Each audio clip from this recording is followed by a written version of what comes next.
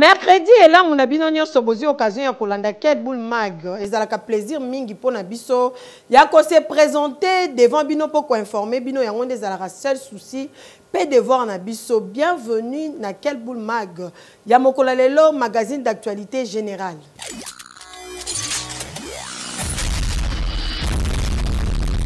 Tika to funga l'édition mokolalelo pona ko bisabino ke président ya Sénat mwana mboka Sama Lukonde ya yambaki bongo organisation internationale ya francophonie elongo basolola ki makambo etali situation sécuritaire ya RDC bozo ba détail à travers Shadrack Balabebi.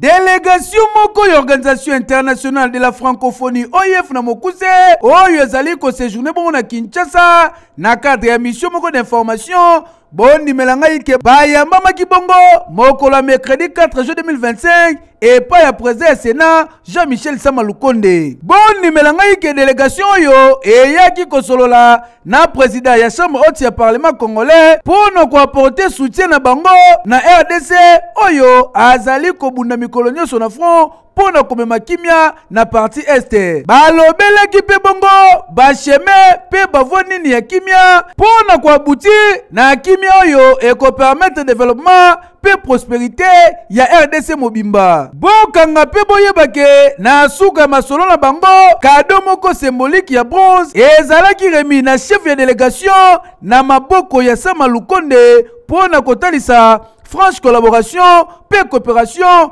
entre RDC et l'Organisation internationale de la francophonie. Oui. Pour poursuivre, pour la Sabino que ministre ya communication et médias peut porter parole ya gouvernement Patrick Mouya ya le Belaki Bongo situation sécuritaire ya est bozo ba détail à travers éléments oyo.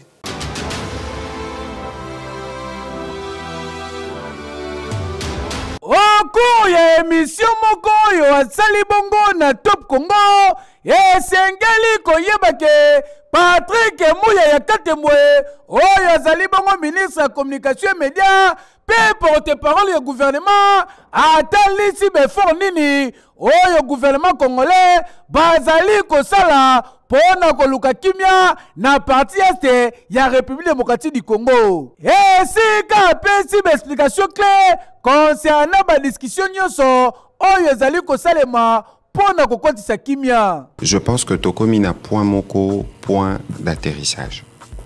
Atterrissage des arabes phase moko critique hein. Ba oyo bazwa occasion comme avion ba ebi ke ça moment moko ezalaka très délicat. Et je pense que na moment oyo ils ont nécessité une cohésion, une unité, une union. Nasimaya, président de la République, na gouvernement, parce que Yendazo Kamba, initiative Nyoso Oyo est en cours. On a tous convenu que solution pour le moment, solution à militaire. Même si cela n'exclut pas, nous savons ceux qui sont en face, que Bisso comme gouvernement, tous ont à disposition, y compris au plan militaire. Et donc, on a aujourd'hui des discussions qui avancent à la fois à Doha, à Washington. Mais la base, il y a des discussions en Agnoson et ça makambo salamaki na Luanda. Parce que ce qui président Kagame Yaki, na décembre passé, ne makambo et comment na niveau et comité. Eh, souci la population congolaise et zali moko kimia et contre la partie est. Eh, keyo. Oui. Briefing hebdomadaire et Salemaki porte-parole il y a armée na mwana mboka Patrick Mouya ya wazali bongo ministre ya communication pe média pe porte-parole ya gouvernement bozo ba détail.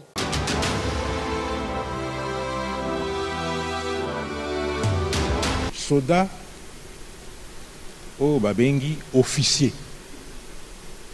Puisque tous en troupe peut tous en a ba sous-officier na ba officier. Mais o babengi officier yende mokonzi ya mampinga moto na esika na ye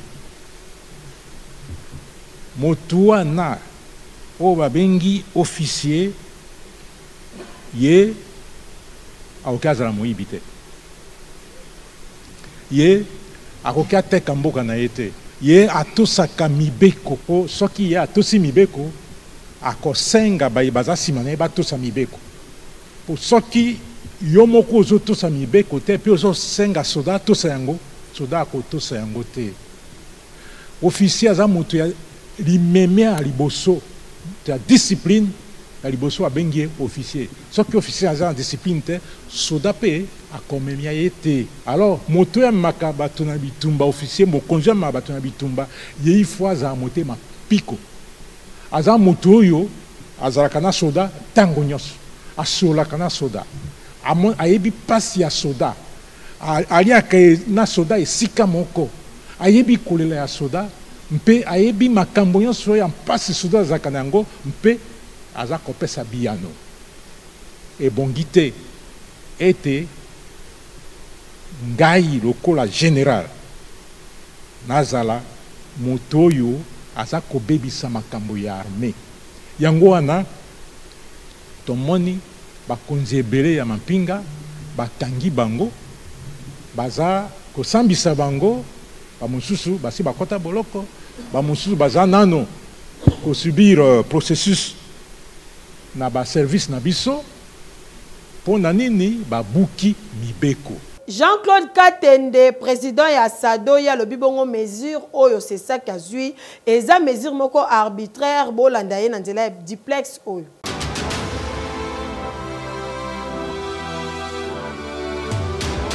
Je suis contre la décision pour la simple raison que c'est une décision arbitraire. Jusqu'à ce jour, à ce que je sache, le PPRD est suspendu. Il n'est pas encore dissous. On comprendrait cette décision si le PPRD était déjà dissous. Mais il n'est pas dissous, il est suspendu. Et donc, on ne peut pas se permettre de prendre des mesures contre un parti ou contre des individus membres de ce parti sans avoir un fondement juridique. Donc aujourd'hui, nous considérons que cette mesure, elle est arbitraire et frise les règlements des comptes. Ce qui dénote que le CESAC s'ingère dans la vie politique maintenant. Ce qui est totalement inacceptable. Donc le président du CESAC aurait pu attendre quand la dissolution du PPRD aura été prononcée pour arriver à pareille mesure. On ne peut pas interdire aux Congolais de commenter l'activité politique. Et on ne peut pas interdire aux Congolais journalistes de recevoir les membres du PPRD qui sont en fait des individus sur lesquels aucune mesure judiciaire ou administrative ne pèse à ce jour. Nous lui disons d'abord que sa mesure, elle est arbitraire. Sa mesure est un véritable règlement des comptes et tout ce qu'il doit faire, c'est de la lever en entendant que la justice se prononce sur la question. Mais il ne faut pas oublier que la justice congolaise, elle est indépendante. Elle peut aussi dire que la dissolution demandée par les autorités politico-administratives n'est pas pertinente et passer outre, laisser le PPRD faire ses activités. Tala Kalambai, Azali Bongo commandant, il y a 11e brigade d'intervention, il y a président qui parade moko mixte, kuna na ba unité na yenyo sur Maluku. Jules Tumba, pesa biso ba détail.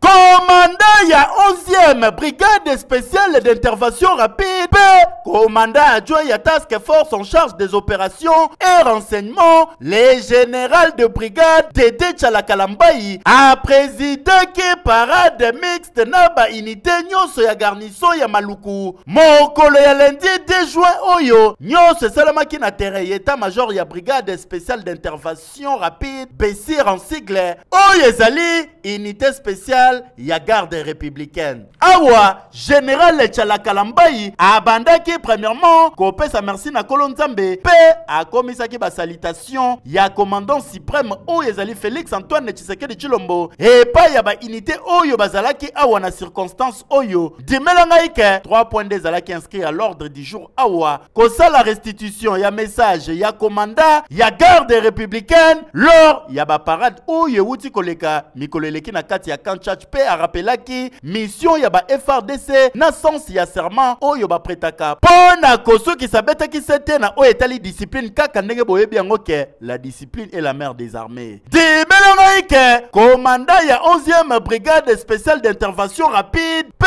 commandant adjoint ya task force chargé ya ba opération P ya ba renseignement asengaki na ba compagnon na ye armée base à la très vigilant P lisusu asengaki na bango base à la ba patriote ba CDT na ba manipulation ya sénateur à vie o ya katisa de jangambu P lisusu rappelaki bango ke lelo ata mwana ya 3 ans awa na RDC ayebi nani ndazali agresseur ya République démocratique du Congo. Eza ya kobomba lisusu te tobandaki bitumba liboso tomonaki neti ke tozobunda na banguna nde ezalaki yango te. Ezalaki yango te meme ata lelo mwana muke ayebi lelo mboka na biso eza agressé par nani. C'est par l'ancien président. Keyo, oui. Beta winner loto na 500 francs ya pamba okoki ko gagner ba million balobi winner nde makambo ezo kipete na basi pe bazo beta ngo dada na ndenge mukite.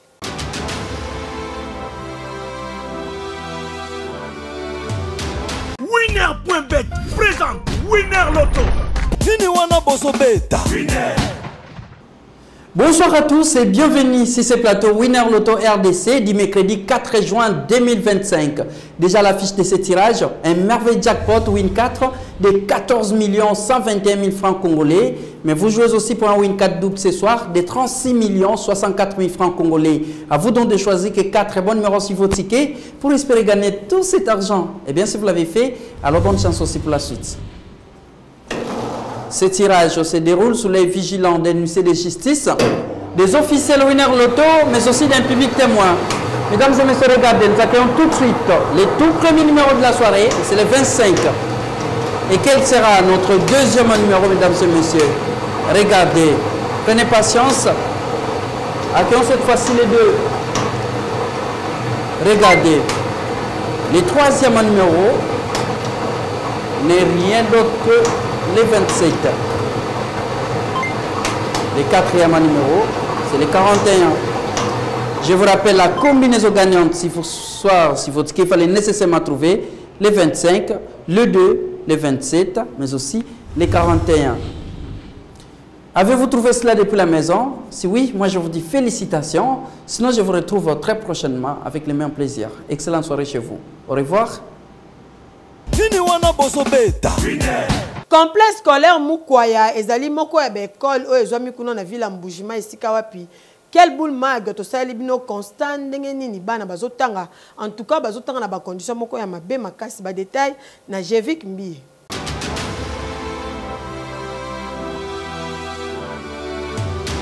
Complexe scolaire Mukwaya ezwami na commune Bipemba na ville Mbujimai esika wapi équipe ya quel boule mag kiti na terrain pona kosala constat kotala ba condition nini bana bazotanga kotoyo na complexe scolaire Mukwaya tala yo moko tangu tokomi déjà na terrain tala nombre bano nyonso batanga na école oyo nde bomoni baluka boye na récréation otali ba bâtiment eza ya kobeba makasi ba mur kutu koloba na ote nzuluka misusu kutu toboka ba mipandi déjà na entrée na portail eruya kokamwa tokoti na kati ya ba salle de classe awa tokutika ba moko nde bomoni bana bavandi 5 misusu bango yo bavandi na sima ba élève bavandeli ba brique ba mabanga kasi constant misusu tosali awa bana bazolata na système à mélange misu balati ba uniforme na bango bleu blanc misu balati ba varese na bilamba ndaku na mapapa plastique ba élève o balati ba ketch awa ezara ya rotanga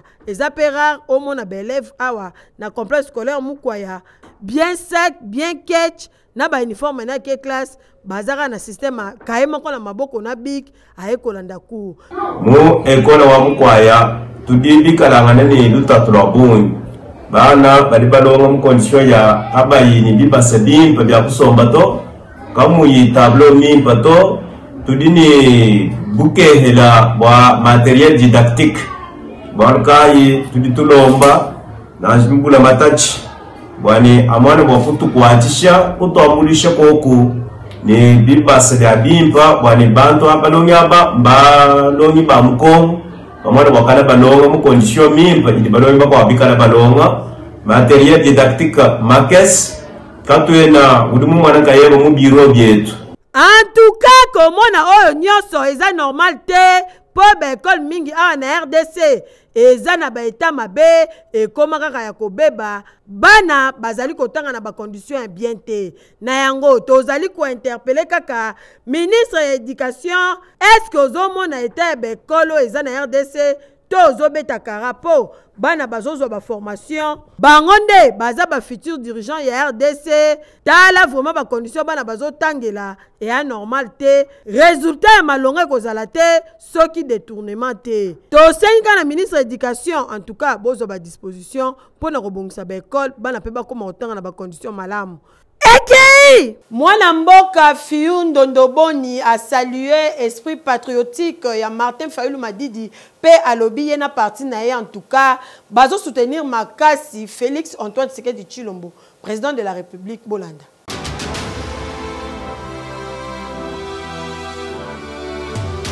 Tikana bisayo kezali seul parti politique awa na RDC oyo bapronaka cohésion nationale tango bayoki discours ya opposant congolais Martin Fayulu asengi kokutana na mokonzi ya mboka son excellence Félix Antoine Tshisekedi Tshilombo encourager pe saluer initiative n'esprit patriotique oyo ya Martin Fayulu kasi pona mokonzi ya mboka son excellence Félix Antoine Tshisekedi Tshilombo parti orange na président na yango Fiyu Ndondoboni ba rendre ye ba vibrant hommage pour la grandeur d'esprit na ye na sens ya patriotisme très élevé oyo tangwa yoki mbala moko discours à Martin Fayulu afongoli porte pe motema pona koyamba ye bakutana pe basolula nyonso lekanaki na déclaration oyo yoka. Le parti orange salue à sa juste valeur l'esprit hautement patriotique du président national de l'ESID Martin Fayulu Madidi qui au-delà de sa personne a pris le courage de privilégier l'intérêt du Congo en mettant de côté son ego personnel au profit de l'intérêt général. Ça, c'est la force du grand Congo. Nous pensons que cela peut être possible pour tous les autres acteurs à emboîter le pas de manière à bâtir une véritable paix durable pour le Congo de nos enfants.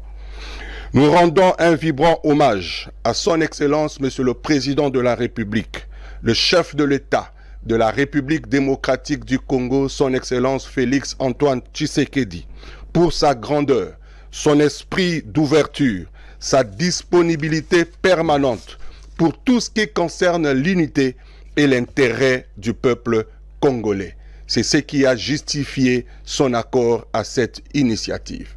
Ainsi donc, le parti orange, qui a toujours privilégié la cohésion nationale, lance un appel solennel ce jour à tous les acteurs politiques, à la société civile tout entière et au peuple congolais à soutenir cette initiative qui va être un élément déclencheur à l'ouverture d'une page nouvelle qui va consolider notre cohésion nationale. Oye la kisike parti orange ezali vraiment parti ya ba patriote ya solo keyo. Oui. Honorable Antoine Kikobo Eli Alingwala azoko baseko koba kosasa basalon okuna population balelia na nenga mukete po azana souci na bango azolemba te.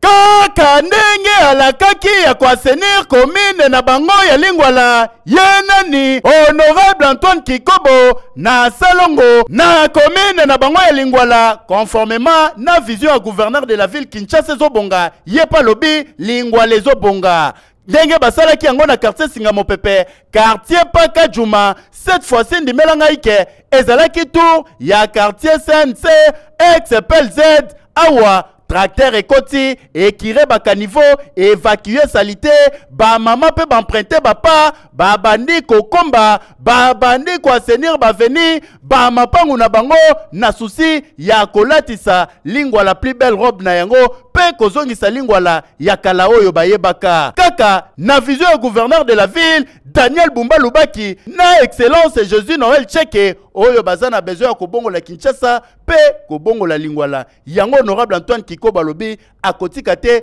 tous les 8 quartiers à commune à Lingwala ba ko assainir yango et koko ma peto et koko ma propre Lingwala et kozala la toute première commune ya Kinshasa o e kozala propre pe kozala envier na suka ya nyonso honorable Antoine Kiko ba communica ki boye le tosali avenue Mouchi na quartier Saint-Sei au ancien babengo PLZ constat ezali positif la besika on tosalaki na quartier Singamo Pepe na quartier Pakadjouma na quartier Wenze ba eko tozanango eza favorable parce que mayo banayi kotelema et bandi kokende vraiment na cour nango normal na osenga la population to tambola elongo musala ona osala ezaka ya ngai te honorable eza biso nyonso population ya Lingwala bana ya Lingwala tango biso osimbi pau po tobongisa commune na biso batika bandako pe bango pe bazwa pau pona tobongisa na boso lupango po te commune na biso ezala propre ezonga na kombo nango ya kala Saint-Jean boko sayote azali exemple à suivre pour na ba député provinciaux et belé wana Kinshasa honorable Antoine Kikobo abeti loboko na mesa alobi bakolatisa lingwala robe ya sika musala yango ezali ko salema numéro 1 ya baili nyoso ya ville province ya Kinshasa boende ezala papa continue ko sala musala na yo po ezomonana muto ko chatembe azati keyo. Oui. Population bazo vivre na mapela kuna na masine en tout cas bazo nyoka makasi na likambo etali pasi ya mai po depuis que tuyau ya régie des eaux moko etoboka kuna par rapport à misalo ezali ko salema na rai et koza bango problème à mai Hélène Kenza pesi biso ba détail na Gotembo.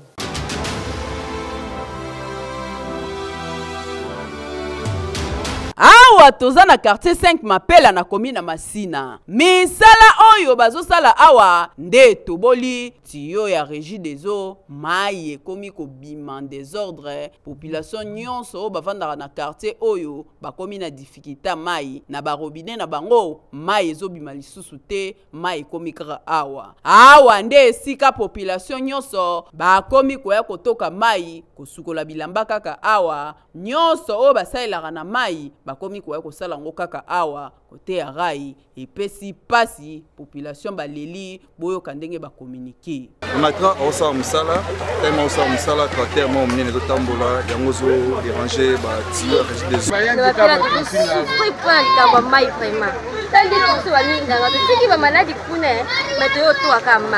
bakondi ya régie des eaux awa ezosenga boya kokanga tiyo na bino oyo etoboki po population oyo baovivre ndinga awa bakomi na difficulté mai ndenge tiyo oyo etoboki en tout cas soki boye kokanga ngo ekosala bien mutu na mutu akoma kotoka mai bisiko atokaka to pe na mapangu na bango po boye pasi makasi na bato bauta musika koya awa komema babilo na mutu eisa kitoko te DG ya Repek Mombengado akitaki na terrain pona kolandela dossier ya balampadaire balobi Kinshasa engenga mwinda epela ta na butu il faut tonga emona na ba détail na Shadrack Balabebe.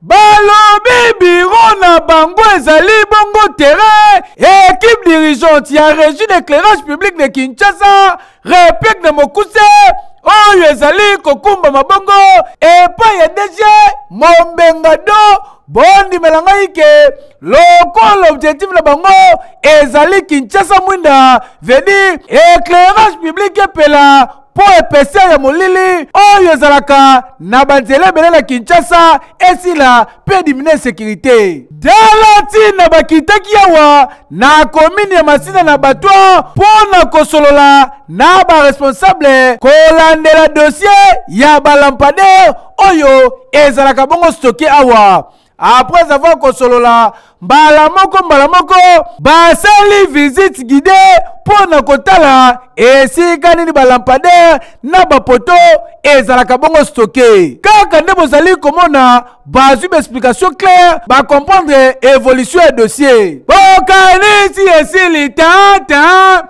point de chute ezalaki bongo wa na commune limité na tepe esika deuxième mbengado elongo na équipe na mobimba bayaki bongo kosala même exercice babandi nanu na bureau basololi na responsable nsima na yango batamboli mpo na kosala visite mpe kotala bamateriel esika ezalaki bongo stocké eza formalité toyi awa gouverneur ya biso ya ville alobaki boye numéro 1 Daniel Bumba Kinshasa ezobonga mais obanda obonga na éclairage public toyi te tolaisa bato pongi so pongi fai tovana ndako comme tokitinda basite oyo ministre na biso atinda biso mission tosali oyo atinda biso bozela boza satisfait tala tika babenga ye ennemi ya bureau deuxième mbengado oyo azali kokumbela bongo repek po azali kojire se na kokotisa éclairage public na Kinshasa oyo ye moko azali koloba Kinshasa mwinda antuka boye nde ezalaka fanda na ngwende na yo elongo na ekipe na yo mobimba po musala ezali koleka maloba na ebele e normal hake yo oui. Balobi ekoinda mabe le 2 août oyo bongamaka déjà po mobange na conférence ekosalema elongo na maître Avatar boya ebele kolanda mateya Aris Tiasa po na ba détail.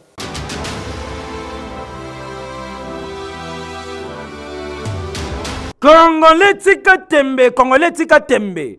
Tangu toyebisaka bino que Maître Avatar, le célèbre polyvoyant, azali espoir pour na Africains, pour na Congolais, on zamba sale la kaye, ezali ya kosambate, il faut ba Congolais ba Africains ba profiter na ngo. Nyonso ya loba ekokisama. Élection ya Fati, agression ya Ukraine, ba maladie ya Covid, nyonso wana aloba.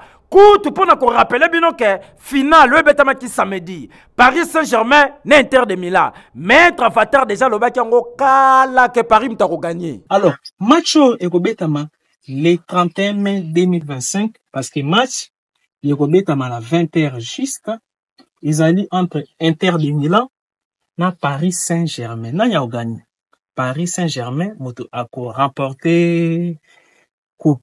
Bokanisi esili tente ebotu nanga nini jour ya match kaka boye samedi yango batu bakamwa nzoka Maître Avatar déjà tangaki bakomba ba joueur bakozala brillant sur terrain kutu alobaki bien liboso mutako tyango eza akimi ndeko na ngai kocha tembete po ye moko kutu Maître Avatar akende kobeta winner le même samedi apesa na score 5-0 talengoyo Maître Avatar azali maître spirituel donc ngonga yangoyo ya ko profiter na ye ba témoignage ezalaki kili na makambo esalamaki samedi po bato ba yebi balobi en tout cas solo nzamba salelaka yo yoka ba témoignage oyo ndeko na ngai yoga mona Congo na makambo wa match faut-il le Maître Avatar. En tout cas, je n'ai pas trop à dire. Ne pas croire à ce monsieur, les Akotika République Nakatia Libolo, RDC, peuple congolais, Tondi Melaye, et Bisso Sauveur, Yeyo, Maître Avatar. Les lotos zali kolobaboye, ba Congolais na ba Africain, place bazali, bazo toutes les tolo. Po, azali pena fierté ya Congo, azali fierté ya Afrique, Maître Avatar le célèbre polyvoyant. Simbe peye beke bazali ko préparer bongo mo bangé na conférence sur haute science de la prière qui produit des miracles. Ah, Maître Avatar, oloba na makambo, mais 5-0 oyo, batu nyonso ba d'accord, ba comprendre pena ke oloba ya solo. Mutacha temba atin, tala résultat ngona wine ndela kisi. Ba konzi mboka, moma yangoyo. Heke yo olingi ozwa ba soins de santé ya qualité mbasu ba maladie ya ndenge na ndenge tungisa yo kende na TVC médical baza wana bazo pesa traitement ya qualité neti kaka la mikili ya poto.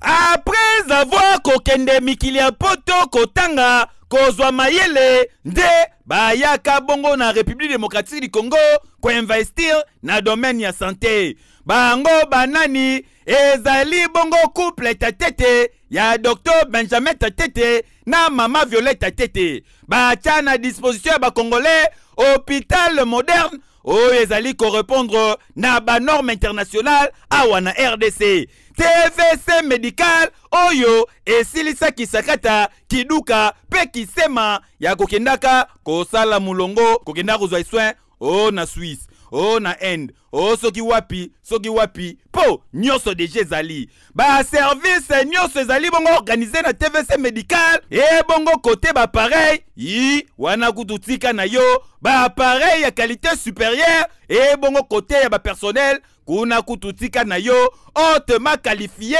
rigueur ya ndenga defote oyo Benjamin Tatete azalaka nango kuna kututika na yo yango résultat nango emonanaka na qualité soin malonga bapesaka na ba patient papa mama tika na yebisa ibinoke na TVC médical boya oza na mbasu oza na diabète oza na pota songolo to pakala ya kambangu na TVC médical baye bako consulter yo bapia yo ba soin de santé ya malonga bokanisi esili na TVC médical bazape na maternité oyo bazobotisa lokola mikili ya poto kasi na prix ya dara veut dire moins cher s'il vous plaît na TVC médical kuna soki okoti biloko bayaka nango tongo midi pokwa bosana po bazali na service mobimba e kozwa soin na yo bapesi yo déjeuner na tongo na midi olie na pokwa polie bachange na bilamba na TVC médical bazali ko assurer soin de santé ya qualité ya malonga awa na Congo. Ekei Corbière et touti bawewa accident de circulation et salemi kuna la boulevard Lumumba ba détail na reportage o.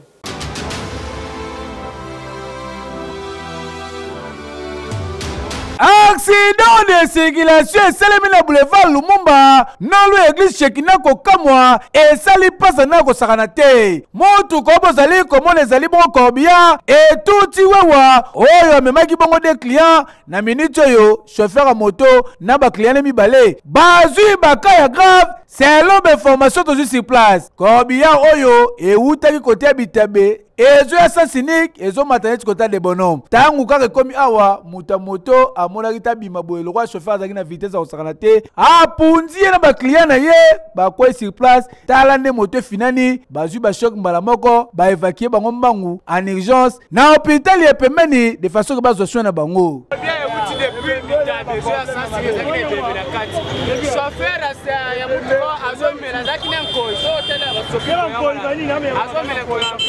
nanzeye na sansi takola daka mudamuda azobuta tunaye waketika baona ndawa wewe wanda ndeba zwami plaso mwasinda tutani boswa vitra mutu bana solo oyo sofera moto akukani oyo mwasi pa akukani ka grave ebite solo mutu osasina bombo ateza kwa obia eyo de choses na ebembe na Saint-Cynique nzeleza polele donc ufonzala oza chauffeur faut otalaka na musika ne baninyo bazoya en tout cas makambo ya boyeza normal ata mukete na changu Saint-Cynique et comme le roi likambo susu imaginez Corbière akoti Saint-Cynique pendant kambuteyage ezalaki te nzeleza nango polele akoti Saint-Cynique na ebembe so banda kowela nini ye moka kanda yebi alors que na code de la route motuka oyo ezala prioritaire ezalaka bongo ambulance kasi Corbière te nyonso oyo ezali pe kaka manque ya respect à code de la route nde koza accident oyo na mutu teti oyo ba chauffeur bazalaka na yango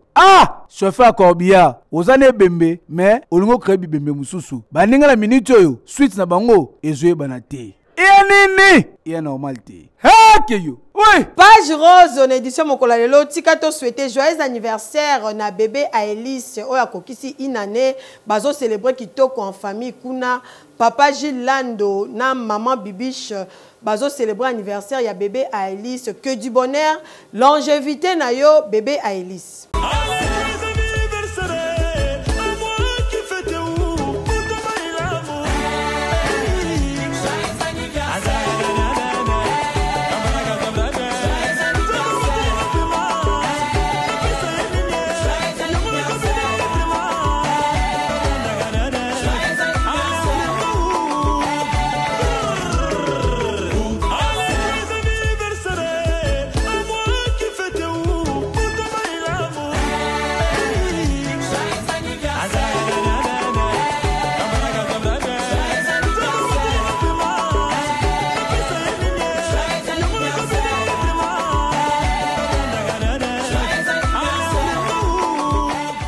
Voilà quel boule mag ya mokolo lelo et comme na suka. Tozalaki na plaisir mingi pour na représenter yango.